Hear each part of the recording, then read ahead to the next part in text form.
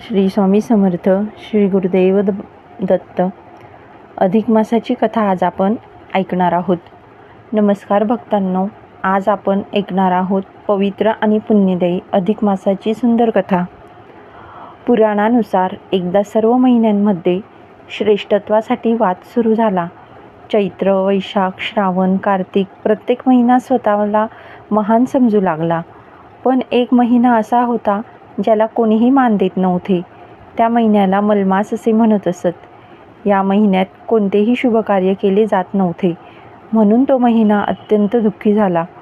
तो सर्व देवतांकडे गेला, पण कोणीही त्याचे दुःख दूर केले नाही. शेवटी तो भगवान श्री विष्णूंच्या चरणी गेला.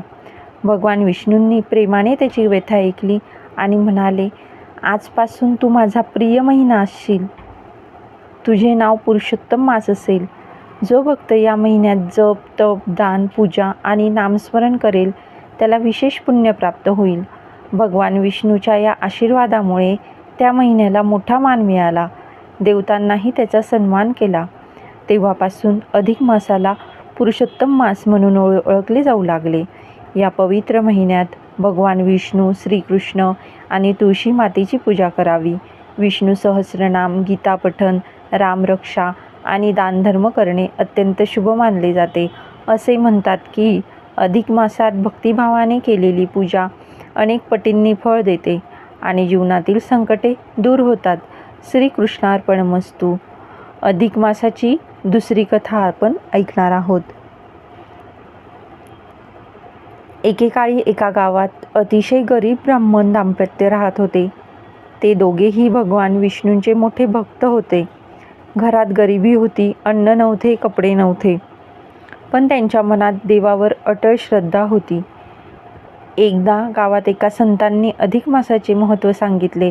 संत म्हणाले, जो भक्त अधिक मासात भगवान विष्णूंची पूजा, जप आणि दान करतो त्याच्या सर्व दुःखांचा नाश होतो. हे ऐकून तो ब्राह्मण दाम्पत्याने पूर्ण श्रद्धेने अधिक मास व्रत सुरू केले. दररोज सकाळी स्नान करून ते भगवान विष्णूंची पूजा करू लागले. ओम नमो भगवते वासुदेवाय या मंत्राचा जप करू लागले. घरात अन्न कमी असले तरी ते रोज थोडे अन्न गरिबांना दान करत होते. पूर्ण महिनाभर त्यांनी भक्तिभावाने व्रत केले. महिना संपल्यानंतर एके दिवशी त्यांच्या घरी एक वृद्ध साधू आले. दाम्पत्याने प्रेमाने त्यांना जेवण दिले. साधूंनी प्रसन्न होऊन आशीर्वाद दिला. तुमची भक्ती पाहून भगवान विष्णू अत्यंत प्रसन्न झाले आहेत. इतके बोलून ते साधू अदृश्य झाले. ते प्रत्यक्ष भगवान विष्णूच होते. त्या दिवसानंतर ब्राह्मण दाम्पत्याच्या जीवनात सुख, समृद्धी आणि आनंद येऊ लागला. त्यांची गरिबी दूर झाली.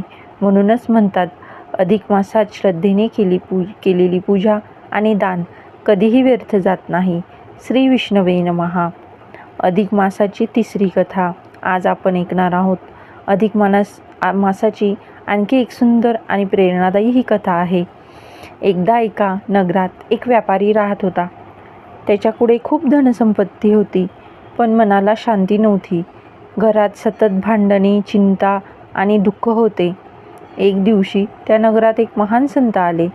व्यापाऱ्याने संतांना विचारले, माझ्याकडे सर्व काही आहे, तरी माझ्या जीवनात सुख नाही. यावर उपाय काय? संत म्हणाले, अधिक मास हा भगवान विष्णूंचा अत्यंत प्रिय महिना आहे. या महिन्यात भक्तिभावाने पूजा, जप, दान आणि कथा श्रवण करा. तुमच्या जीवनातील संकटे दूर होतील. व्यापाऱ्याने संतांचे सांगणे मान्य केले. अधिक मास सुरू होताच त्याने दररोज सकाळी स्नान करून भगवान श्रीकृष्णाची पूजा केली. गीतेचे पठण केले, गरिबांना अन्नदान केले आणि विष्णू सहस्रनामाचा जप केला.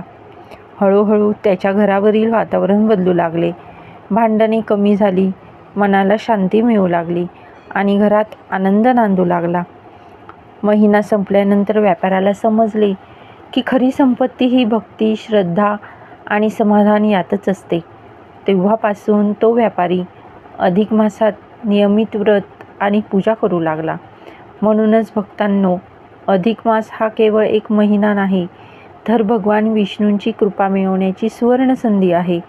ओम नमो भगवते वासुदेवाय. श्री स्वामी समर्थ. श्री गुरुदेव दत्त. माझा व्हिडिओ जर तुम्हाला आवडला असेल तर लाईक करा, शेअर करा आणि सबस्क्राईब करा.